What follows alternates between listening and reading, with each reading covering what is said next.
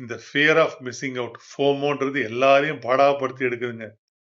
அடுத்த வாழ்க்கைய பார்த்து ஐயோ! நம்மளால அப்படி வாழ முடியலையே, நம்ம இது பண்ணலையே, நம்ம பின்தங்கி இருக்கோம்னு பயந்தாங்க அந்த ஃபோமோன்றது. இதுக்கு கிரேக்க பிலாசபர் எபிக்டீட்டஸ் 2000 வருஷத்துக்கு முன்னாடியே அவரு சொல்யூஷன் குடுத்திருக்காரு.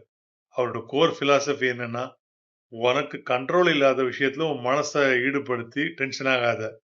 இத தவிர 3 வழி இருக்குங்க. இதுலருந்து தப்பிக்கிறதுக்கு. 1 அடுத்தவன் வாழ்க்கைய பார்த்து அதோட உன் வாழ்க்கைய ஒப்பீடு பண்ணாத. ஒப்பிட்டு பார்த்தீங்கன்னா, அதுதான் பயத்தோட ஆணிவேர்.